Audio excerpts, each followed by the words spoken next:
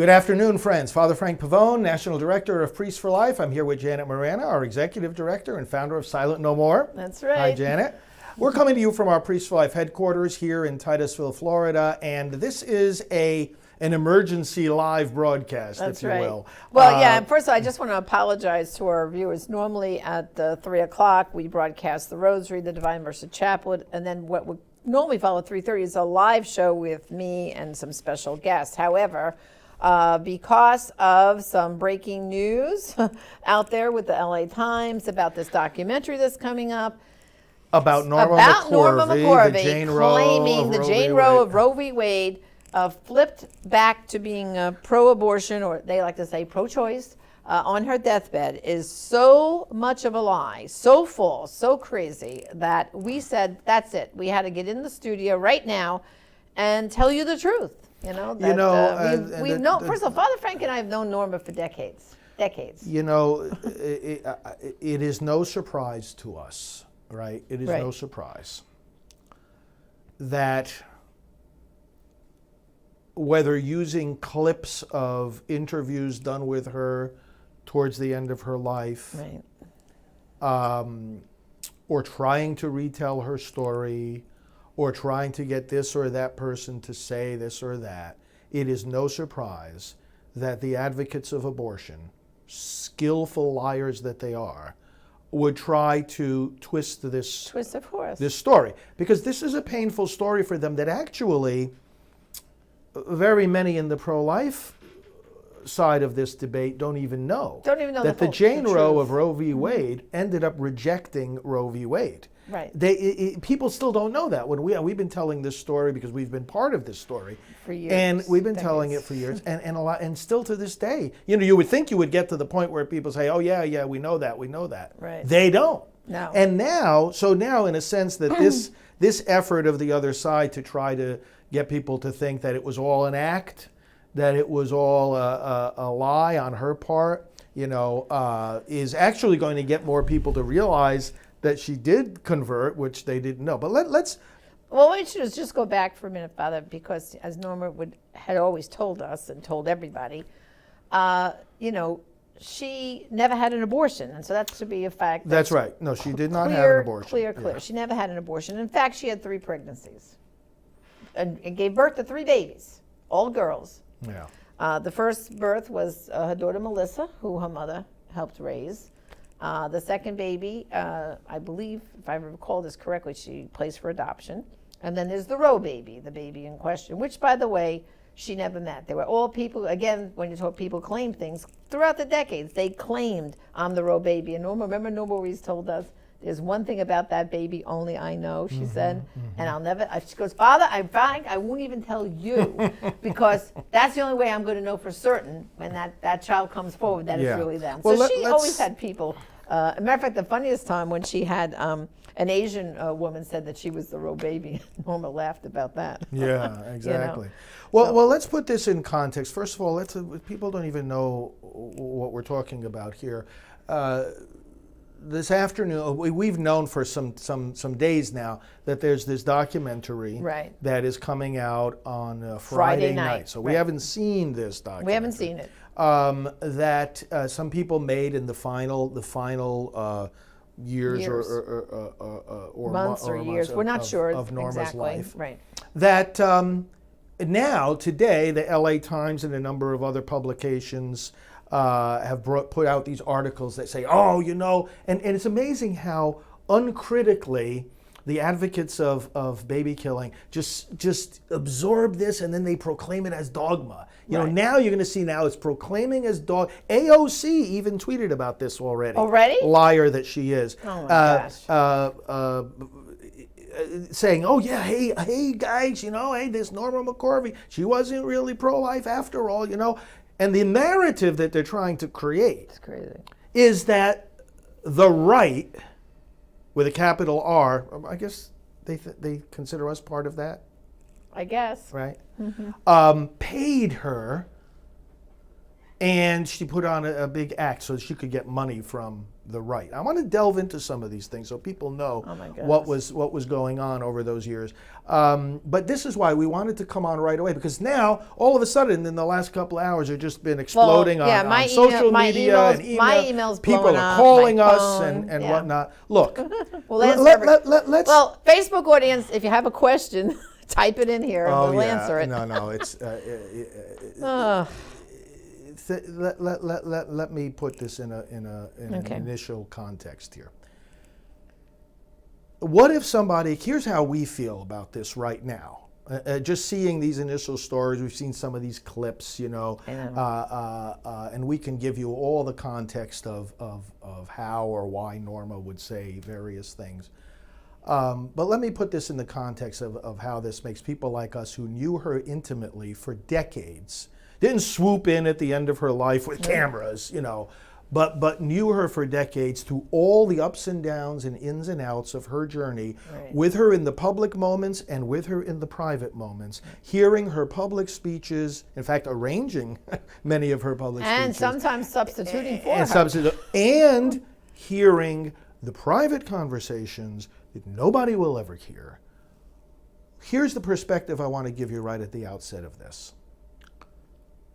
What if you had a sibling who passed away a few years ago, right?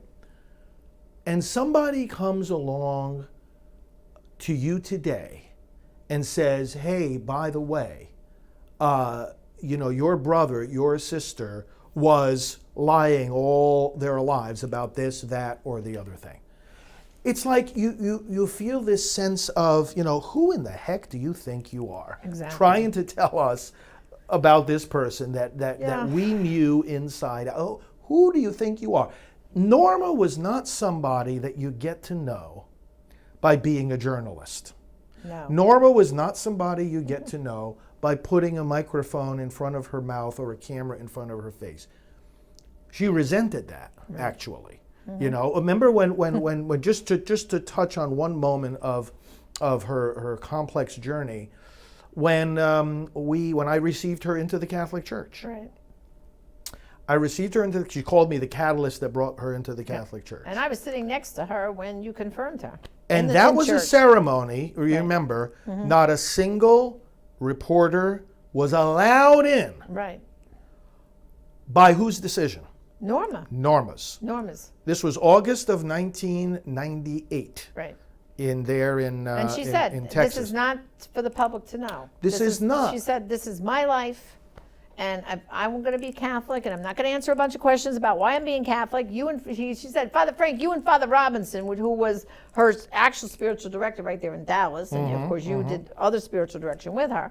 She said, you guys know. I don't need them to know. No, and we were fine with people reporting on it, and if she wanted media to be there, we were fine with that, because obviously it did become a story, especially in the Catholic world, that the Jane Roe of Roe v. Wade became Catholic. After it, she said, Father, you want to send a press release? Yeah, she allowed us to send a press release. She said, send a press release. But I'll never forget the conversation. It was right before the Mass. And, she said, we are not letting, if somebody comes in here with a camera, with a microphone, with a reporter's pad, I don't want them here. This is we're worshiping the Lord here in this, in this moment. Well, Father, too, tell our Facebook, our audience here, the specific homily of what you said about the babies and Norma. That was very important, because she carried that throughout her life. Remember what you said? She did, yes. And we had talked about this many times. Right. It was at this Mass where we received her into the church. I gave her the sacrament of confirmation, which usually only a bishop can give, but a priest can do it if he receives the person into the Catholic Church in that same ceremony. So I was privileged to put that oil of confirmation on her head. And by the way, again, these are things you don't fake. I want to talk about her journey of healing with you. But the journey of spiritual preparation for the sacraments and entering into the church, like you mentioned, it was Father Robinson, who was also passed away, and myself, and some others who were involved. You don't fool around with those things. No. This woman was received into the Catholic Church, and what you're talking about was the comments I made after she received her first communion. Right. And I said, Norma, in the Catholic faith, we believe that the body of Christ makes us one body, brings us all together. And in Christ, all humanity is united to God. And that includes the unborn, and that includes all the babies whose lives were lost because your name was on that decision. But in receiving the body of Christ, we are reunited with all humanity, including those babies. So I said to her, at this moment, you are reconciled with those children. And she carried that with her all her life. She never forgot those words. And I always remember her saying, though, that burden still, she knew the Lord forgave her. She knew all that, just like women who've had abortions, who've come through healing, know that.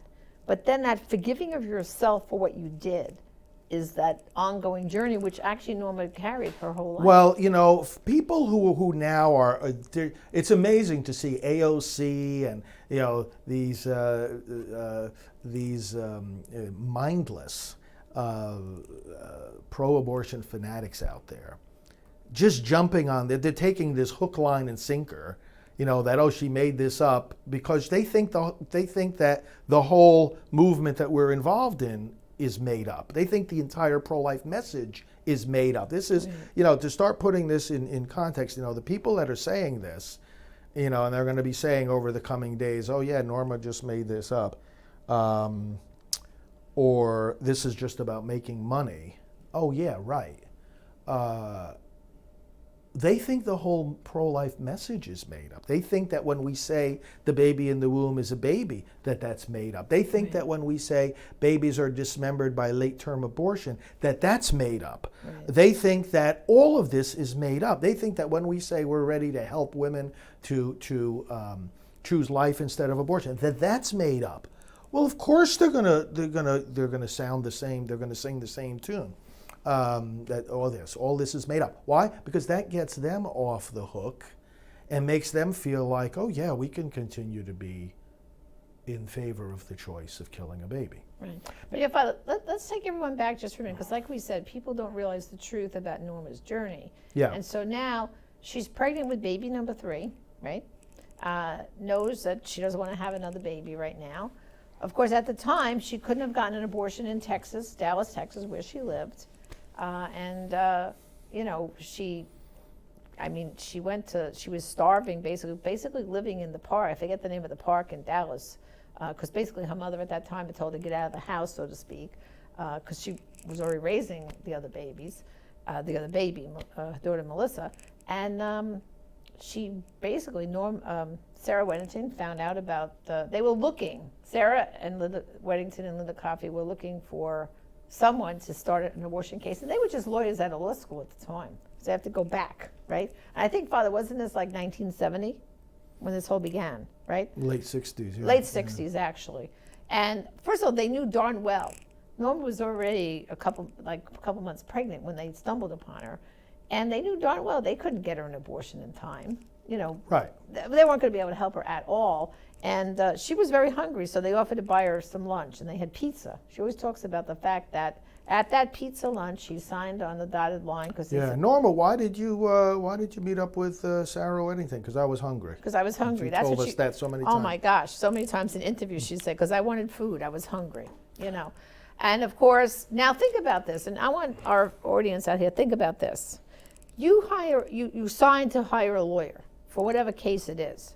Don't you have contact with that lawyer throughout the period of the case while it's going through the courts? Now, this case went through the local courts in Dallas, and then eventually it went to the Supreme Court. It jumped twice. right to the Supreme Court. But it went twice. Well, they heard it twice. They heard it twice. The oral arguments. Because there was a change on the court. There was a change on the court, so they heard it twice. But in all those years, from the late 60s to 73, Norma never saw Sarah Weddington again. Norma never spent one day in court. There's another fact. How many people know that? Not one day did she spend in court. And now you win. Your attorney wins a case for you. Don't they pick up the phone and call you and say, hey, we won, victory? No.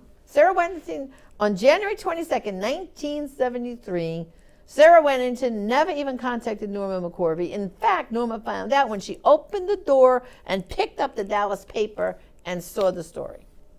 And she told the person she was living with at the time, hey, you know what? And the person said, what? You see that person they're talking about? That's me.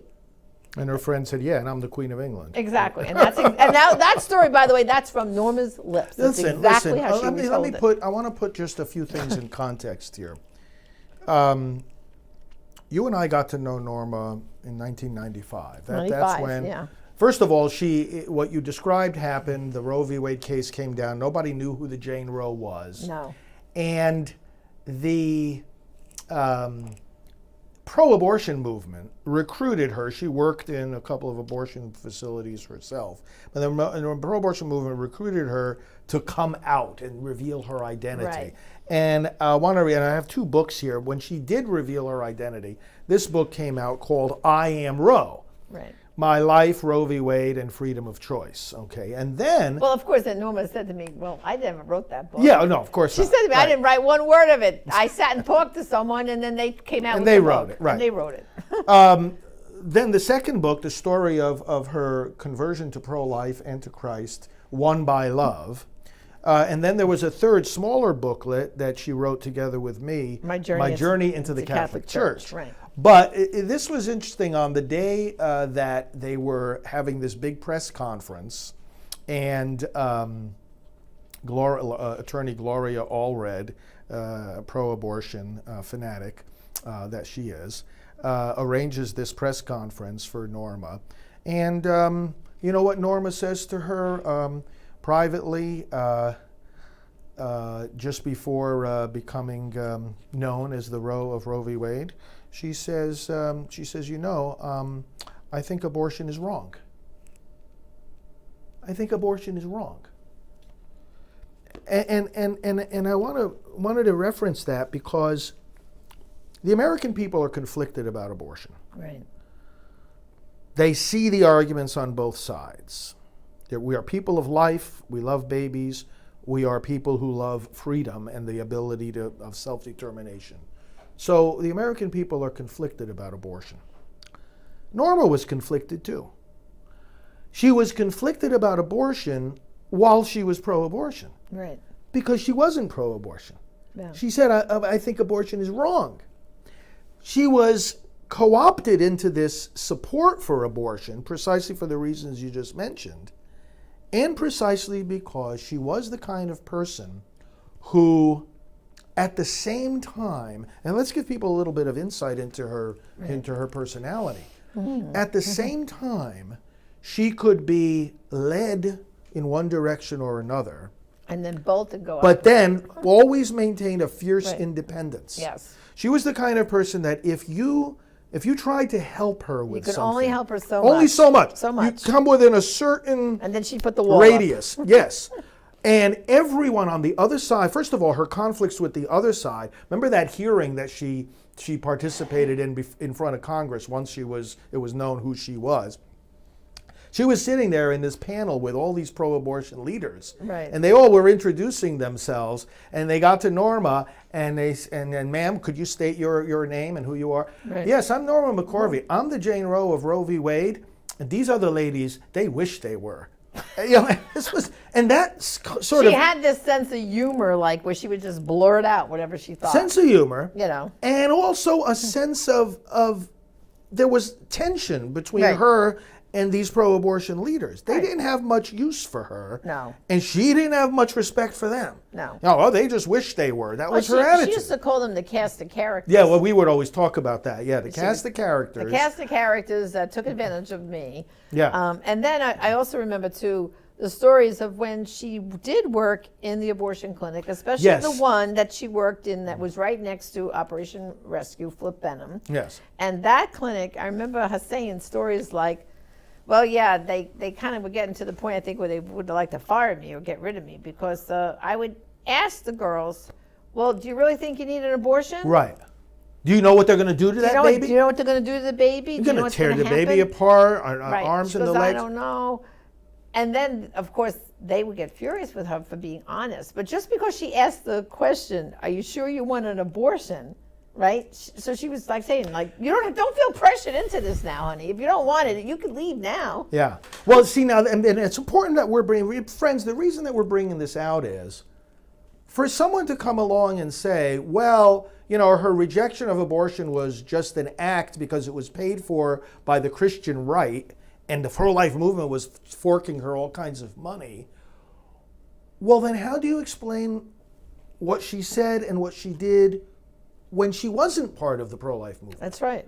She was far more honest about abortion than the people around her that were holding her up as a pro-abortion trophy were. That's right. And they, even Gloria Allred, she was willing to say, okay, I'm not going to respond to this, I think abortion is wrong thing. I've got her here. She's going to have the lights are on, the cameras are on. She's the Jane Roe of Roe v. Wade, so we're just going to go with that, and right. we'll kind of keep the rest at bay. That was the relationship. Right.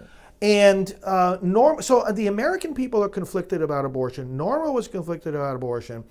Here's the first thing, too, that we should say about her rejection of Roe v. Wade is that it was a rejection of Roe v. Wade. In other words, a decision that most people still don't know how extreme it is. Right. That it permits abortion throughout pregnancy. Yeah. All 9 months. Throughout pregnancy. All 9 months. Right.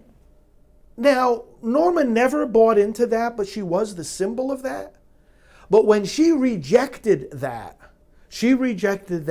for life. Right. Because there aren't very many of the American people that don't reject that. Right.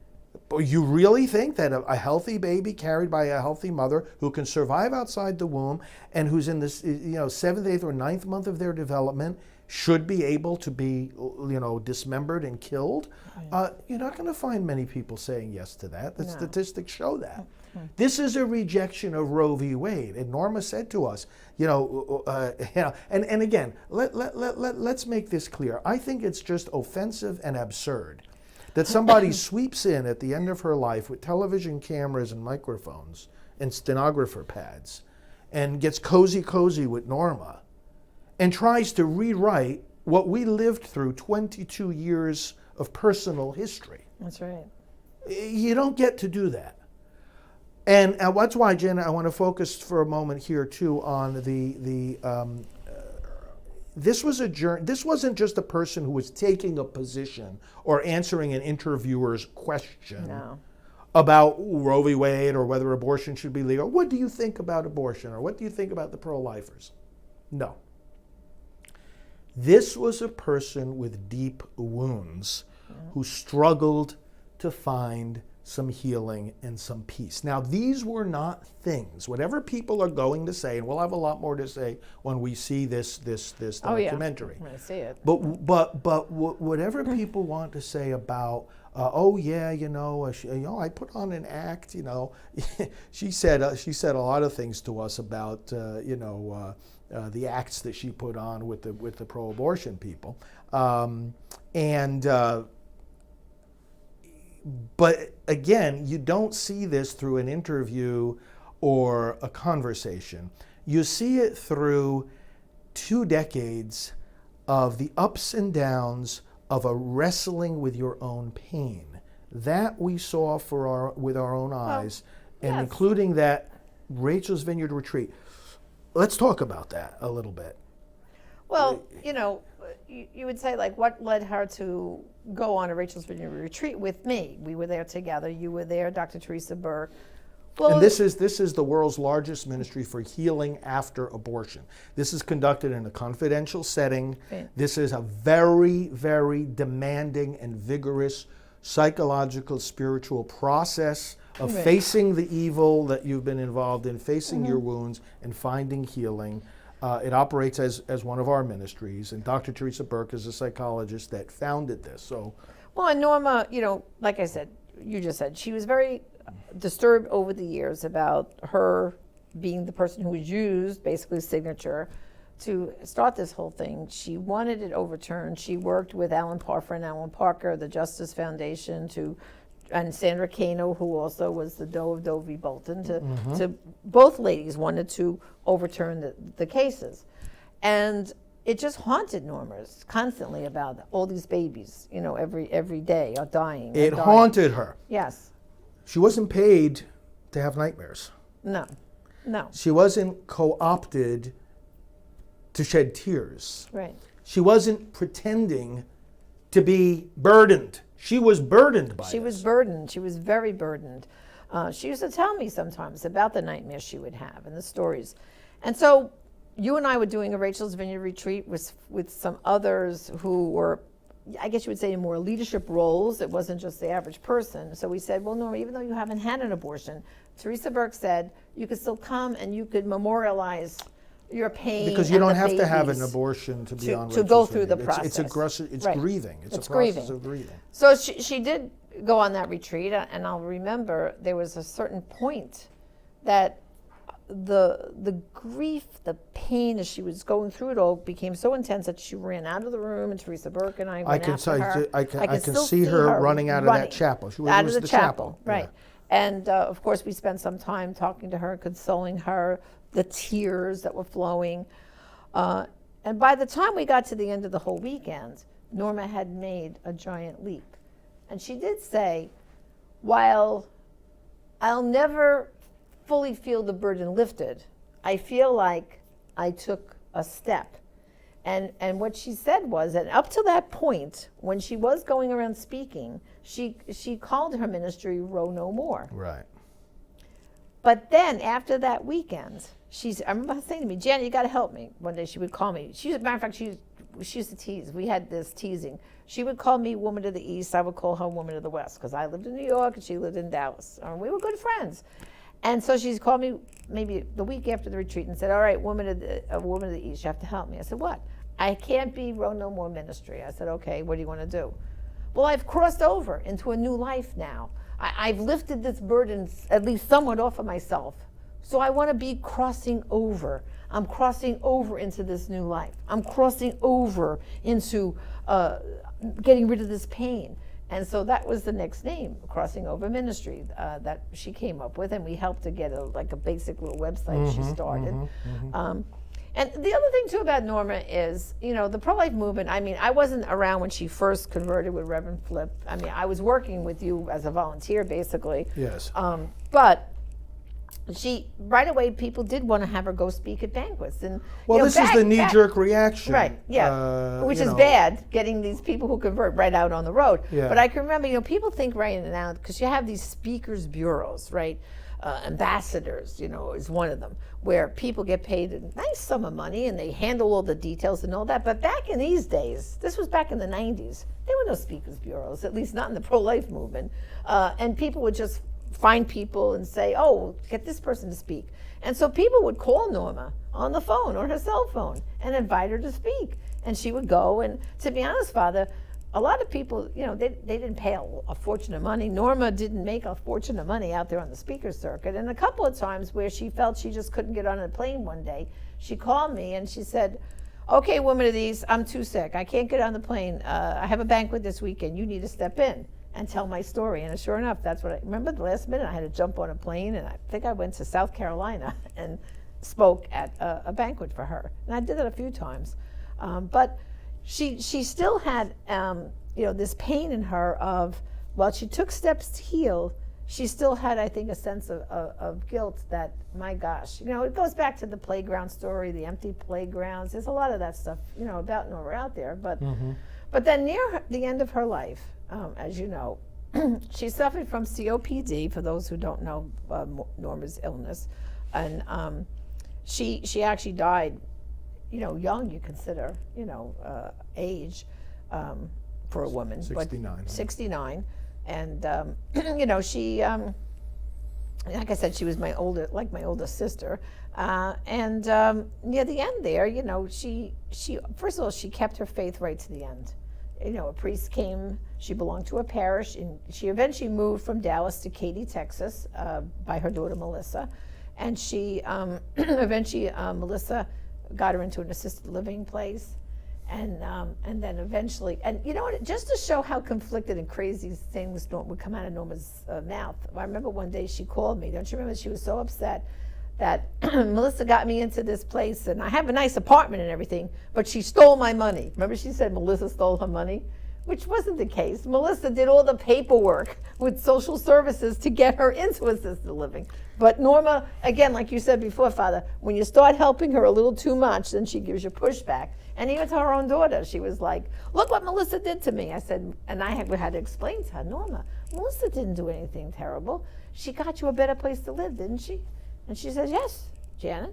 I said, well, she didn't take your money. You don't even have that much money. See, and this is one of about 10,000 stories. Oh my gosh, we could tell. That I want to help people to understand, to get this little glimpse into the fact that Norma was very, not only very wounded, but she could be very reactive to the wound. Yes. I mean, I never had a conversation with her actually where we didn't end up laughing, and I think you had the same experience. Right. At the end. She was able to find humor in life and things to laugh about. But there was always also that wound, and you know, she would go into situations like this where she, you know, would look at what somebody did or what somebody said, and she was on, you know, there were many conversations where we were just letting her vent, you know, a little volcano exploding, and then would do just what you just said, help her to see the perspective of what was really going on. Oh, matter of fact, I don't have my cell phone here in the studio, but I saved on my cell phone one of her final messages when she was angry at what Melissa or somebody was doing. Yeah. And I just saved it for the fun of it because I thought, this is typical Norma, lashing out at somebody, her own daughter, who's helping her. And then after she calms down a bit, you can point out, and then she would say, oh, okay, I get it. All right, they were trying to help me. Yeah, exactly. Right, That's the way she would be, all the time. So from what I understand, I haven't seen this documentary yet, but from what I understand, someone offered her some money the last maybe year of her life to do a story about her life. Now, again, remember that Norma was on a public assistance in assisted living. So if you're going to offer her some money, even if it's a small amount, she's going to think this is good. Mm-hmm. And so they probably just let the camera roll and let her talk. And like we said, she can be very incoherent at times when jumping from this thought to that thought. Well, if you have a good editor and you get a whole string of her babbling, well, I could piece it together and probably make it look like it really wasn't like. Mm-hmm. It's very simple to do. You know how they could take people out of the sound bites of the world. They take one little phrase out of context and it looks like the person said something else, and that's not what they really said when you hear the whole phrase of what they said. But they take one little snip out and it just changes, So listen, Father, we spoke to her the day she died. That's right. We were in Rome on a business trip, and Melissa called us, her daughter, to let us know that death was imminent. Her respiration was shallow in her breathing. And I remember her distinctly saying to us, make sure, Father and Janet, you keep trying to overturn my case, please. Overturn Roe, please. I can't live to see that day.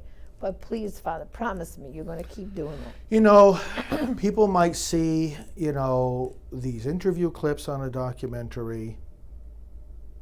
You didn't see the tears that she shed over Roe v. Wade. That's right. Over the years. You didn't see in the quiet, confidential settings the grief she endured and the pain she carried from having been the one who helped unleash abortion on America, which was never her intention. It's like I say, if someone comes to you and says, the sibling that you knew all your life was different from what you knew, you would say to them, who do you think you are trying to tell us this? And I think that's very much the reaction to this latest effort of the pro-aborts to justify themselves. Are you looking at comments? I can't read them. I don't have my reading glasses on, Father. I can't see them. Can you? I'm trying to see if this. Yes, I can. Yeah. Oh, because otherwise I can't answer a question if I can't read it. I did bring my reading glasses into the studio, so it's all blur to me. Yeah. No, but I think Norma would be very upset right now, knowing she'd have some curse words to say. I'll tell you the truth. Yeah, she could curse like a truck driver when she wanted to. She would have some curse words to say. Yeah. But, there's also a lot of fun stories to tell about Norma, sweet stories. She was very kind. Like I said, I had stayed in her home. She stayed in my home, over the years. I remember when I stayed in her home in Texas, she had this cat, Maxine. And I'm not a big fan of cats. Those who know me know that. And all of a sudden, Maxine is walking back and forth across the headboard. The headboard of the bed. Yeah, I could still see the cat there. Walking back and forth. And another funny thing is Norma loved bagels. Bagels. And you can't get a good bagel down in Texas. So I used to be her supplier. I used to, every so often she'd call me and say, okay, women of the East, I need some more bagels. I said, all right, Norma. And her two favorites was she loved the onion bagel and the everything bagel. And I used to put them in a FedEx box and ship them down to her. And another thing, Father, when she was in assisted living, she'd call me again another day when she needed stuff, and I sent her some outfits and things, like the new nightgowns and stuff. And she said, Jen, my reading glasses hurt, my eyes hurt, I can't read my Bible. So I got her. Remember, we got her the big, large print Bible. And I sent that down to her. So, Yeah, she wanted, exactly. She wanted the Bible. You remember what she did in her spare time in those final years of her life when we would visit her there at the home of Angie. Right. Angie, who she lived with for 3 years just before she went into the assisted living facility. Remember what she was doing in a lot of her spare time there at the dining room table? No. Making rosaries. Oh, that's right. Now I remember by that. hand. By Making hand. rosaries by hand. Right. I could still see that. They had the boxes of the different, Beads, yeah. beads and everything. And well, Angie taught her how to do it. Yeah. Yeah, and she loved doing it. She said, did. fine, I want to help people to pray. She herself found a lot of comfort in the rosary. She did. In fact, it was the rosary. Just putting these thoughts together. That was when I knew she wanted to become a Catholic, because going back to the mid '90s, right? And she would, like I said, I first met her in '95, and she had, Reverend Flip Benham had baptized her, and in my travels into Dallas, she would come sometimes when I was saying Mass. And then there was the funny holy water story where we blessed her house. Tell people that story just as a little interlude. Well, one of our trips to Dallas, you were there, Father, and Norma said, "Oh, come over to my house. I want you to bless my house." Yeah. And so I made you come right from the airport, so you didn't even have any holy water or anything with you. So you asked Norma, do you have any holy water? And she says, "Well, Father, no. Why? How do you get it? Can we make holy water?" So I remember you saying to her, "Well, Norma, I'm a priest, so yeah, I can make holy water." So you said, "Do you have a container of some sort?" So she had this big jug with a lid on top, and you said, "Well, Norma, you want that much holy water?" She goes, "Oh yeah, that's good. I want to have a lot, Father. Who knows when you're coming back again?" So she filled the thing, and you did all the right rituals and the blessing, and then you blessed her home, and then she put the holy water away. She put it in the fridge. And then, what was it? I don't know. A couple of weeks later, I was on the phone with her. Yeah. And she said, "Oh, Father, I need more holy water." You said, "Norma, what did you do with it?" So tell them. Yeah, my friend and I, we forgot it was holy water. We drinked it. Right, she drank the holy water. Yeah, and so you said, "All right, Norma, next time I come, or ask Father Robinson, he'll get you some more holy water, but you're not supposed to be drinking it." She goes, "I promise, Father, I won't drink any more holy water." But that was at the time when she was, she was on a interested journey. in Catholicism. Right. She had a little smattering of it in her past. And she would start asking me questions about the Mass and the faith. And I said, okay, I just answered her questions. I never said, "Oh, you should be a Catholic," or anything like that. We were together for pro-life events there in the Dallas area. So then, one night when we were on a pro-life event together, we were in the car going from dinner to the event. She's sitting in the back seat. I'm in the front. And she says, "Father Frank," she says, "I have a question for you. Is there such a thing as a born-again Catholic?" Because she had always heard, Reverend Flip and our evangelical friends talking about being born again. It's biblical, is what Jesus said. That's right. And I said, "Well, yes, of course there is. Yeah. I mean, Catholics are born again too. We're all born again in Christ." "Oh, you could be a born-again Catholic. Okay. And that got me thinking, she's really trying to piece together in her mind how Catholicism fits in with the Christianity that she was learning about, right? So then, the day that I realized she really seems to be on a journey. Well, first of all, we were together at that Human Life International conference. Right. And That was when it was in Houston, Texas. That year. yes, yes. And remember, that was the conference at which she came up to me privately in the hallway and she said, Father, I had a dream. I don't know how to interpret it. She said, but the Lord said to me, I am going to be calling you home soon. And she said, what does this mean? I'm afraid it means I'm going to die. Yeah, I know. I said, Norma, I don't know what it means. I said, but ask the Lord. Just ask him. Ask him. He'll reveal it to you. Week or two later, she emails me, and I still have all these messages and everything. And she said, Father, he revealed to me what it means. I'm meant to come into the Catholic Church. Wow. But it was, just before that, she said, how do you say the rosary? That's when I realized she was on a journey. When you say, how do I say the rosary? Right. Well then, something is really happening Someone's there. cooking. And what people don't realize too is that Father Robinson, who, is now deceased, is a Dominican, and he actually met with her every single week. She would go to the priory where he lived, and she would go for Bible study and spiritual lessons and about the faith. I mean, this is, she didn't just 1, 2, 3 say, I think I want to become Catholic. This was a journey that she was on. And then she would be calling you and talking to you. I mean, extensive conversations of the faith and questions and questions and questions. She took it very seriously. And so, her coming into the Catholic Church was a journey. She, the last few times, when she was no longer doing interviews, but wanted to convey messages to pro-life gatherings, I would often bring messages from her to pro-life gatherings. Right. In that those last months of her life, what she would often say was, tell the young people to keep on this cause, Right. to keep defending their even younger brothers and sisters. She wanted to see she was very encouraged to see the involvement of the young people in the pro-life movement, and wanted to explicitly urge them. Those were some of her last messages to the movement.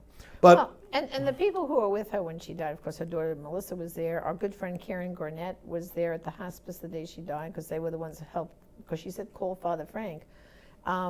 She had her rosary in her hands. Yeah, she always clung to her faith. She clung to her faith. This is not a woman who on her deathbed switched positions. You know what I mean? No, she did not. We can say categorically. Categorically, we know Nor that. was she putting on an act. You're not putting on an act. And when we spoke when to her, you Father, go through, I thought back about that night. We were in Rome, so the time difference between Rome and Dallas was, it was, for us, we were going into evening mass. It was a vigil mass around 6 o'clock in the evening. And she died. We spoke to her right before we went into mass. I could see it like it happened yesterday. We were in the back seat of a car. We were driven. Actually, we were with our good friend Joan Lewis from EWTN Rome Bureau, and we were on our way to this church. And we got dropped off. We said goodbye to Norma because we were going into church, and we said we'll call you as soon as we're out of mass again. And I remember her saying something like, "I may not be here, Father." She could barely talk to us and breathe. And sure enough, she passed away at the moment of the consecration. Because when we came out of church, of course, I put my phone back on, and it was blowing up. It was Melissa and Karen calling us to say Norma had passed. And we didn't get to enjoy that dinner too much with Joan because all the media were trying to get comments from us. That's right, for the rest of the night. Yeah, and, literally the rest of the night. and of course, for us, because we were in Rome. We were in Rome. 6 hours ahead. Yeah, and then of course we did go to her funeral. I celebrated the funeral. Yeah. I led the funeral and preached the homily at her request. Her request. Yeah. So again, and we had pro-life leaders there. There were so many pro-life leaders there at her funeral. So for a woman who switched, like they're claiming on her deathbed, why did she want to talk to her favorite priest? Well, there's going to be a number of ridiculous claims being made and twisting of her words. First of all, that somehow or another she changed her mind yet again. Secondly, that somehow she had never changed her mind and was Right. putting on an act. So then was she putting on an act with Gloria Allred when she said she thought abortion was wrong, or when she actually saved lives in the abortion clinic where she was working? Right. Because she was telling those women would tell the what the truth. abortionists would not tell them. Right. She You would know, tell the truth. they're the liars. This is why they always accuse people of lying. Or they want to paint a story of everyone's lying. Yeah. Because that's what they do. That's what they do all the time. That's their profession, is to lie. And then some people say, oh, that she was paid. This is the most ridiculous thing, that she was paid by us to be pro-life. We were struggling to help her. Right. She wasn't. We were. First of all, we wanted to make it clear to her that she could not rely on the pro-life movement for her sustenance. Right. That goes back to what you were saying before, that she would obviously get all these speaking engagements and whatnot. And at a certain point, we were realizing, she can't keep up with this. No. You're flying here and there and changing time zones and keeping sleeping in strange places and always on call and whatnot. I said, you can't do it. And she would say, well, if I don't do the speaking, how am I going to make a living? And we said to her, well, first of all, your story is out there. You don't have to end up killing yourself To keep just telling because it. this is a job. It's a source of some sustenance. Because people invite you to come out to speak. They're going to pay your airfare. They're going to put you up in a hotel, and they're going to give you a stipend for the event. That's what we all do, right? That's what, like you say, speakers bureaus. This is what. But back when she was doing it, she wasn't on any. Well, we were doing it for a while, arranging or interfacing between her and the groups that were trying to invite her. But we were also making clear, to her that, listen, your story is out there in writing, You don't in have video. To be doing this. You don't have to be going out there personally. Right. And as far as sustenance, you're not alone. If you don't have a means of income, you're not alone. We will help you when there's a legitimate need. There were bills of hers that we got people to help to pay. Right. But, it's amazing how people that don't share our values will twist that and try to make it look like it was made up. I'm sure a lot of you would have questions. So listen, we see the comments coming in here. Some of you are on Facebook. Some of you are on Periscope. Go ahead and talk to us, friends, and because we want to clarify for you a little bit more about all this. My phone is here, and pro-life leaders are calling me, and this is ridiculous. Well, like I said, I haven't seen the documentary, but I guarantee you they have taken footage over the years. Matter of fact, if they want to see some footage of Norma, we have at Priests for Life a special page. Yes. priestsforlife.org/Norma. Norma, right. In fact, because of being stuck in with this quarantine, over the years, Father Frank and I have interviewed Norma several times. We did it way back in the 90s when she first converted. Then throughout the 2000s, yeah. Right. Yeah. But when she first converted, we had her on Defending Life on EWTN. Then Father Pavone and I did a show called Gospel of Life, and we interviewed her twice there because we used to film that show down in Texas. Right there in Denton, Texas at Life Dynamics, our good friend Mark Crutch's place. And so Norma would come over every so often. We would interview her. But Father, I wanted to bring out a point about Norma speaking. If she went out on her own to speak and had to give a talk, a lot of people would say, oh my gosh, she's not that good of a speaker. Oh my gosh, it's so... She rambled. She rambled. What we found the best formula was you had to kind of lead her along, meaning you asked her one question, a brief question, and then she would answer that question. Then you'd go to the next part that you wanted to know, and you'd ask her the next question.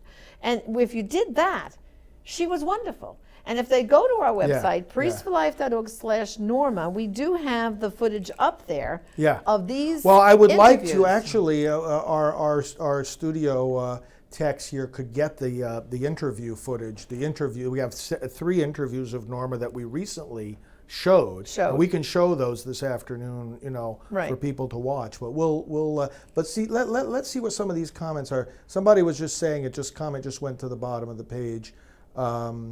Okay, so first of all, one of our friends here watching on YouTube. So what do I tell someone that says it was an act? Tell her the people who know her best know better. No, it was wasn't no an act. You don't Right. you don't put on an act Right. when the things that if you're going to put on an act, and sustain it for 22 years. 22 years that we knew her, in good times and in bad, in public and in private, in happiness and in sadness. Like I said at the outset of this program, if you have a sibling and someone comes to you a few years after they died and starts telling you a completely different story, you know that person. Right. And like I said, That's she stayed at my home in Staten Island, New York. I stayed in her home in Dallas, Texas. She was like a sister to us. Like a we were sister. with her for 22 Sometimes years. she shared my hotel room with me when we were out at a pro-life conference. I mean, You take it from the source. Oh, my goodness. Who's saying that she put on an act? Somebody who got her to say that in front of a camera? A clip when that they she's- when edited up she's and in, put together? Yeah, and even No. if you didn't edit it. The fact of the matter is that it's the journey she made that tells the story. That's right. It's the journey. You the don't journey. fake the kind of pain that I was one of her spiritual counselors. You don't fake the kind of pain that leads you through a journey of healing that you have to face. Anybody would run away from this. You don't pretend to go through something like that. No. The process itself smokes you out. This is an intensive psychological and spiritual process. Somebody was saying somebody said that she was paid. Rob Schenk said the same thing. What do you mean she was paid? Well, first of all, let's go back to Rob Schenk for just a quick moment, because Rob Schenk has gone over to the other side recently, as you know. And so whatever Rob said, she paid by who? Yeah. No, it's like let's pause on that and think about Right. that for a moment. Fill in the blank. So and so said she was paid, or Norma said she was paid. Paid for what? For what? To give a talk at To give a a talk? banquet? You don't think we are too? Right. Hey, listen. Oh wait, we're how paid. mu- wait, we don't how believe. much- We how don't much- believe. Wait, how much does Hillary Clinton get paid when she goes out, or Obama, Yeah, or this one, or that one? You Paid, don't, because nobody should get paid for anything. right? That's the. I mean, And first of all, the amount of money that that she got paid back in the 90s, if she gave a talk at a banquet, my God, brothers and sisters, it was a couple of $100 plus an airfare. We helped We helped her. pay her bills. We helped her pay her bills. She would call sometimes and say, Janet, Father Frank, I don't have enough money to pay my electric bill this month." So now you're damned if you do, you're damned if Yeah, you because don't. I would say because to her, if we ignored Norma, her, how much is the electric bill? yeah. And she would say like, oh, $150. I said, okay, don't worry. I'll make you out a check. We'll FedEx it. You'll have it tomorrow. Yeah. And so we would send just a little bit extra, like, oh, she needs 150. Oh, we'll send her 200, so she has a little bit extra. So so on the one hand, you don't want someone to be destitute. Right. Because if they're your friend and Right. if they're in your movement and you ignore them, then the story would be, these people, they They didn't- abused her. They couldn't. Yeah. They didn't Couldn't even care help less. her. They Right. didn't even help Right. her. Right. And then when you help her, it's like, oh well, you just paid her to be pro-life. That is so Ridiculous. absurd. First of all, they act like for 22 years we had her on the payroll or a salary. Absolutely not. We would send her gifts now and then when she needed it, as she needed it. It wasn't like, oh, please. I mean, seriously. Yeah, look at Steve Rhodes. Hey, Steve, you better be careful, Steve. What? We helped her pay her bills. They admit they paid her. Now this is one electric bill. Yeah. One electric bill, Steve. One electric bill in 22 years. I mean, all it meant who was... the hell is this Steve? Oh, my, who the heck are you, Steve? I mean, what we're saying is, when she had needs throughout those 22 years, if she called us, we gave her a helping hand. You don't give a cousin, a friend, a helping hand? Yeah. How many people have all of you lent a few bucks Look, to? look. Your whole Here's life? our communications director is sending a message. A documentary claims she was paid $450,000. Yeah, right. Somebody gave her a check. Norma, if you say you're pro-life, we're going to give you... No. And on the other hand... Who has if that you- kind of money? If you look Who at would've someone left? who's giving talks in a movement... Right. over the quarter of a century, you're giving talks as part of a movement. You don't think if you add up what people paid to invite you to fly across the country, get on a plane, stay at a hotel for 3 nights, speak at a but banquet, Father, she didn't, and you she add didn't that up make over. that kind of money. No way. she did. There's no way. No way. First of Yeah, all, but what are they? no. What are they counting up? First of all all- the the payments of all the trips of 25 years. No, but first of all, it wasn't even that amount of money because first of all, if you knew Norma McCorvey, she drove a jalopy of a car. That car was when I saw my that car gosh. in that driveway. When she used I to said, drive "What me in the around, world I is used to say, this?" Norma, is this car? We were not we have safe to go? get into it. We didn't feel safe getting So into it. so if she was paid to be pro-life for 22 years, she would have had a much nicer car. Number one, she had a very small, almost like a cottage home in Dallas. Yeah, no, it was incredible. Eventually, she lost, and Yeah. that's why she And went to go listen- live with Angie. Exactly. And listen, let's set the record straight. This is good that some of these folks are coming on here that want to. Some folks are coming on because they want to hear the truth. But Right. look at Steve again. Operation Rescue also paid her because she worked for them! them. She worked for them. Look at the stupidity. wait, Right, wait, Steve, you wait, really wait. got to come on live here, Come Steve, on, because come on, you're Steve. really an idiot. She had a job. They hired her. Okay, because this Because happened. that's not permitted She in this quit. movement. No. She quit working right next door to the abortion clinic. She was on the verge probably getting fired because she kept telling the women the truth. Yeah. She met Flip Benham and the little girl Emily and the others and went Right, to church. So right. she decided, you know what? The heck with these people. I'm not going to wait till they kick me out. I'm going to go next door. And then she went next door. She goes, okay, if I'm not working there, what are you guys going to do for me?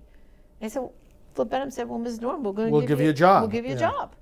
I think she was the receptionist. She answered the phone at Operation Rescue, and they paid her to WORK, work. And Hey, you- Steve, don't you get paid to work? This is amazing. this but is this so what we're gonna, This is what we're ridiculous. going to see. But you Oh. get paid by Priest Wife. So do I. So do 50 other people. Oh, my And you know goodness. what? Someday someone's going to make a documentary about us that We were paid pro-life. to be pro-life. pro-life. We were paid to be Paid to pro-life. be pro-life. Oh, does that mean that OSC is paid to be an abortion-loving liberal? You mean AOC? AOC, yeah. Is she being She's paid? paid. I think she She's gets paid. Well, she does get paid. She's in Congress, so they get paid quite a bit. I think priests get paid to be priests too. Bishops get paid big salaries. Bishops get paid to be bishops. Bishops, yeah, right. Mm-hmm. Yep. Okay. Hey, I don't know. Give me a break. But, like I said, Norma, she was a very interesting character. And I don't think there's a person that she knew that she didn't at one time get mad at. I'm not talking to you now. She got mad at us. Oh, yeah. And then I used to say, all right, well, Father, Norma yelled at me again. He said, okay, give her in a few days or a few weeks. Then I get a phone call. That's why I said before at the outset, Right. we've been with her in all the ups and downs. Ups and And some of the downs. downs were against us too. It's yeah. like this was a person who, first of all, anybody for 22 years. Right. You're going to go through just about everything, Right. Exactly. Unless it's a very superficial relationship. This was not a superficial relationship that we No. had with her. No. And But she would get mad and yell. And I would always try to reason with her. And sometimes you could reason with her, but sometimes you couldn't. But I knew when I was back in her good graces, when the phone would ring and I would hear, "Hi, women of the East, it's bagel time again." So I knew then, okay, she was over whatever got her upset, and now we could talk again. So I love Norma McCorvey. I loved her dearly. And on one of my early trips to Dallas, she actually told me she had to make me a Texan. And she took me shopping for cowboy boots and a cowboy hat, which I still have. I still have them at home. And, of course, I paid for them and bought them, but she picked them out. And so I had my Texas boots and my cowboy hat from Norma. Mm-hmm. So I just think I know it would pain her very much to know that they kind of took whatever footage they had and they switched it up or whatever they've done to it. I don't know. I haven't seen it. But I think it would hurt her very much to see what they've done. Because, the people who were with her at the very end, like I said, Karen Garnett was there, her daughter Melissa was there. We spoke to her. It had to be no more than a half hour to 40 minutes before she actually passed away. So this was not a woman that flipped, changed her mind or anything else. She was a faithful Catholic, a faithful pro-lifer till the last breath. she actually hated people that pretended. For people to say she's a pretender, that's really, that conveys such an utterly profound ignorance Right. of Norma. Of Norma. This That's is right. exactly the thing she hated. Right. That's why she sat on that panel. Yeah, these other ladies, they want to be the I'm the Jane Roe of Roe v. Wade, but they just want to be, you know. Right. I mean, she was a woman of sometimes harsh honesty. Oh, yeah. This is why in the abortion clinic, again, she was on the pro-abortion side. She was working in the abortion clinic. Oh, I think for, what's that little 3-letter word when you work in a place and they give you? Oh, job. Pay. She was paid. She was She was paid. paid by whom? The abortion clinic. The abortion clinic, Oh, yeah. where she worked. So anyways, brutal honesty. So all she did was she stopped getting the paycheck from the abortion clinic, and then she started getting the paycheck From her new job. From her new job, Yeah. J-O-B, job. But to say that that's why a person takes a moral position That's crazy. on an issue of such fundamental importance is, let's say it what it is, because we see it in society, we see it in politics, we see it against President Trump, we see it in the church, we see it against us, I see it against me. It's 2 words that describe the sin that we're about to see committed over and over publicly. AOC, it's a sin that you commit. It's a sin that all kinds of people commit.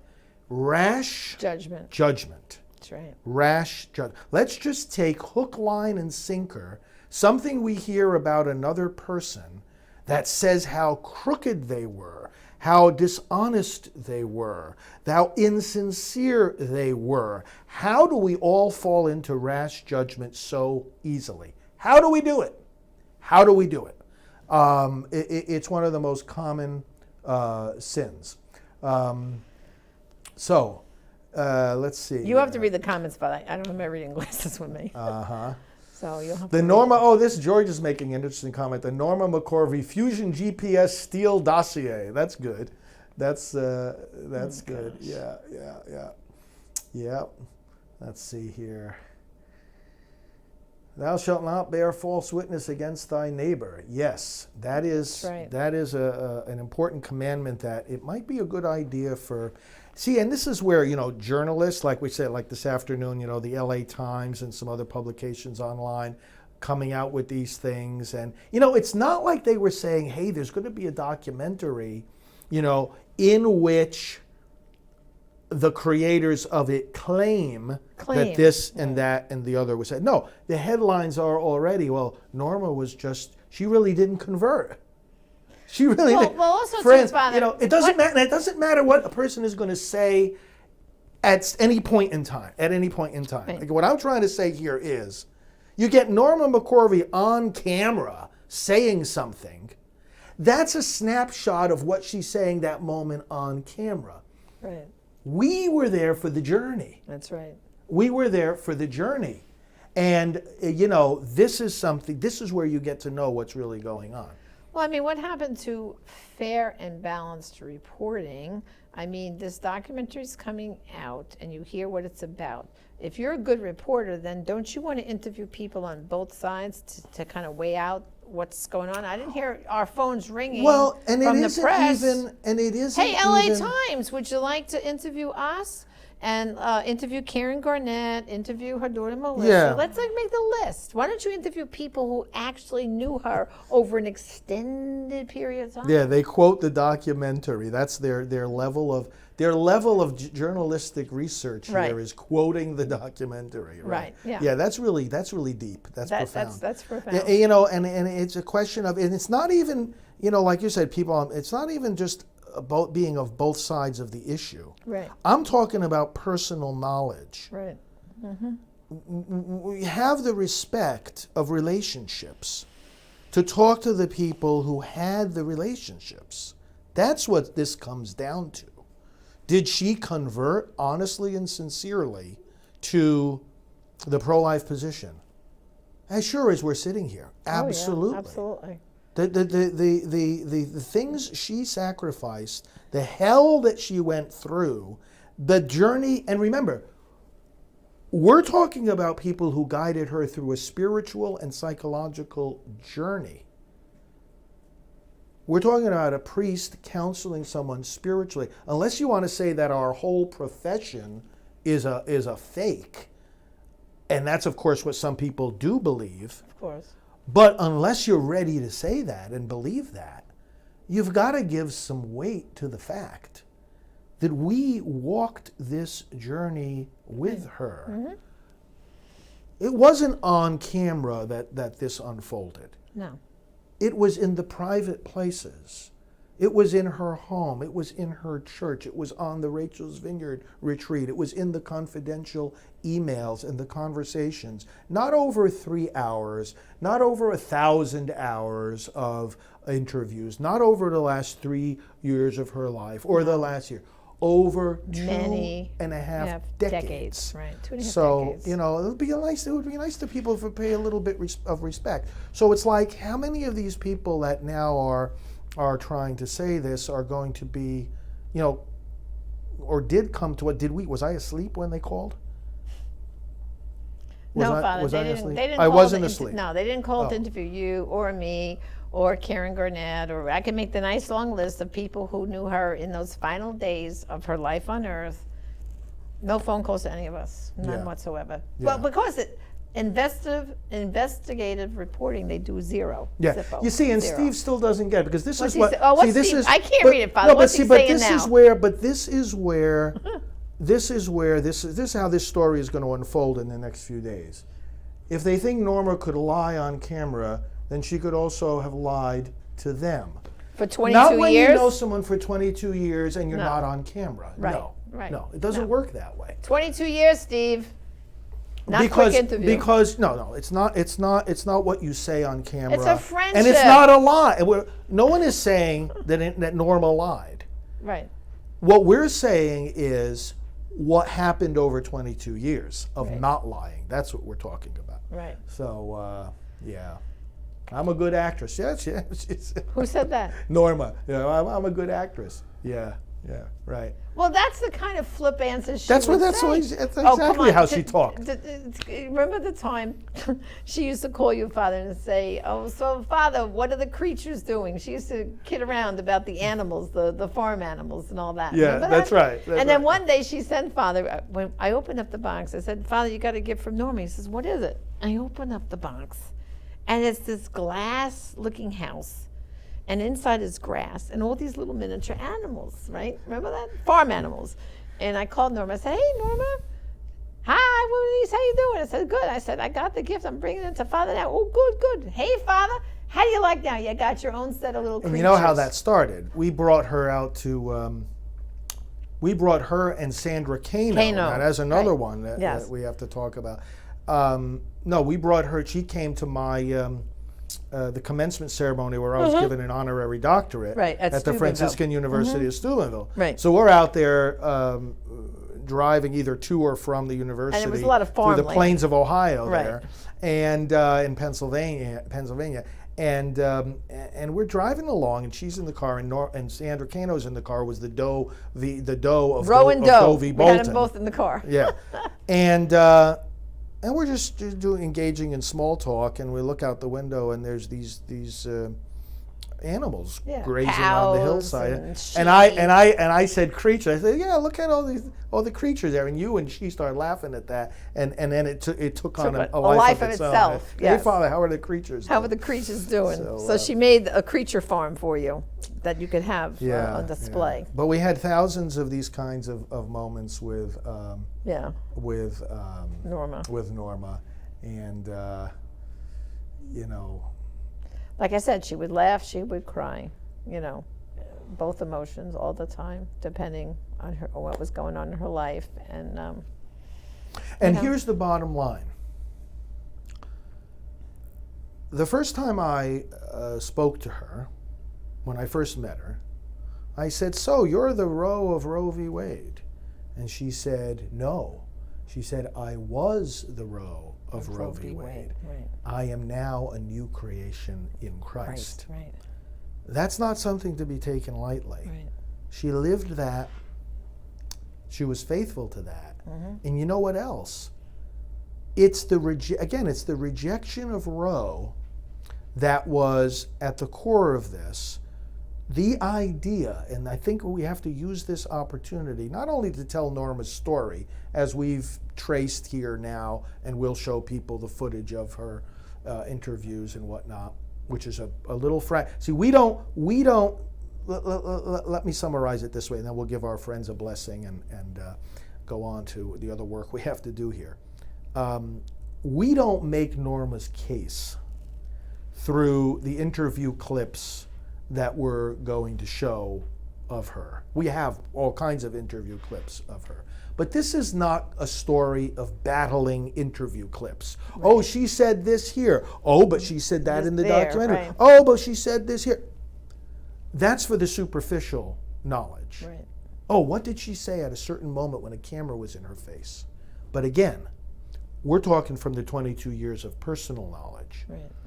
The emails, the conversation, the shared experiences, the personal journey. It was a journey. Mm-hmm. It was a journey. Yeah. It was a journey of pain. It was a journey of healing. It was a journey of witness. It was a journey of struggle. It was a journey of speaking up for life.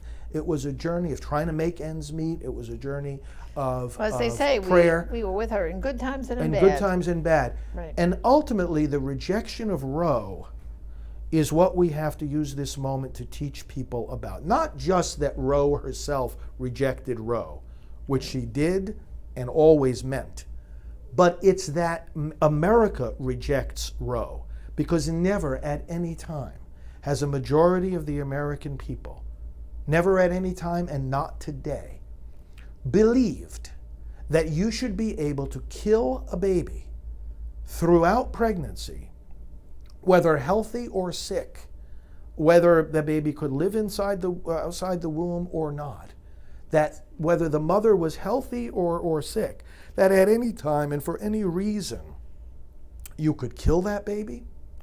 Norma McCorvey stood as the woman whose name was used for that decision, but who rejected it just like America rejects it. Right. You don't kill babies, and you don't stand for a policy that allows you to kill them throughout pregnancy. America has never believed in that, and that's what we need to use this moment to recognize that. Why are we allowing that to still be our policy if we don't believe in that?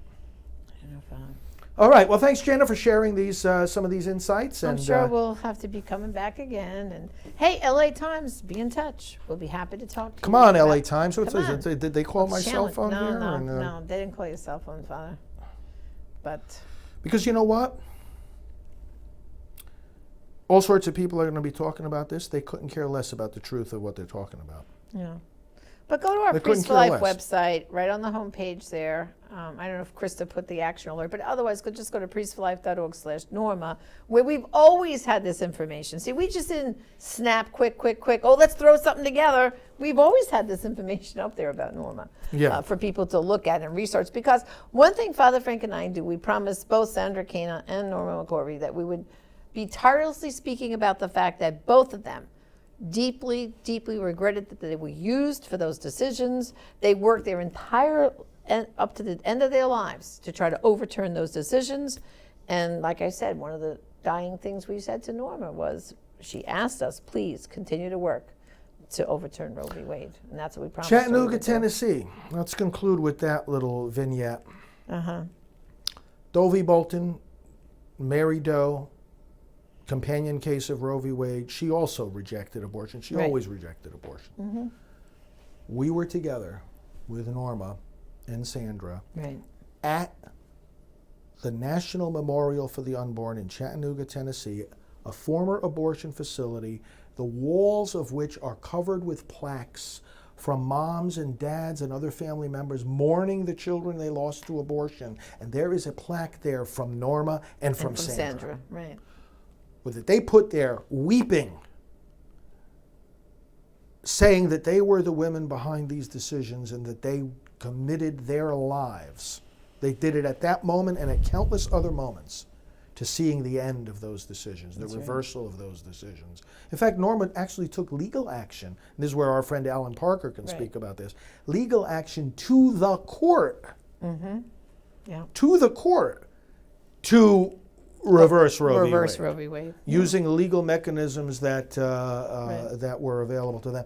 But that beautiful memorial that I hope people have a chance to go to at some point in Chattanooga, that tells a story in those, on those stones, on those plaques, Yeah. of deep regret. So many tears shed in that room, including by Roe and Doe herself, themselves.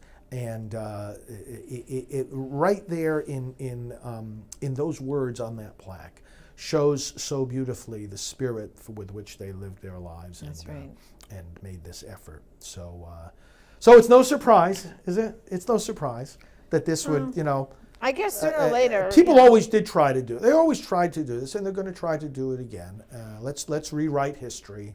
You know, let's twist the story. Let's you know, well, Bernard Nathanson, Carol Everett, Abby Johnson, you know, in fact, hundreds of other people. Hundreds and you hundreds know, have come out of the abortion come out of the industry. abortion industry. No longer work there. And you know, Right. it's a particular form of arrogance to stand in judgment over somebody and try to make it seem like that actual conversion wasn't real. That is one of the most deep,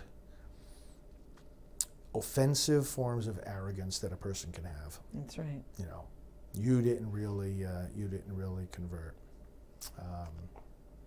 Nothing erases history. Not even the person who lived it. Suppose I said to you now, hey, you know what? I really don't believe in the things of the priesthood or things of the Catholic faith. That still doesn't erase the reality of what I did over, right now I've been a priest over 30 years. Doesn't erase the conviction, the truth, the work, the sacrifice. It doesn't. It doesn't. Because the reality, as we've said from the beginning here today, is in the journey itself. And we were privileged to make that journey. That's and right. we're going to enable you, friends, to make it with us as we continue to talk about this in the days ahead. So don't be deceived by this kind of nonsense, and let's continue getting the word out. That's right. Any final word for our No. viewers? Well, no, just that I always considered Norma like a sister. She always considered me like a sister, and I'm offended that people are maligning the name of my sister, Yeah. my sister in Christ. Right. Well, may the Lord bless you, friends. May He strengthen you and make you effective witnesses to the unborn. And may Almighty God bless you all, the Father and the Son and the Holy Spirit. Amen. Amen. Thanks, friends, for joining us. We'll talk to you again soon.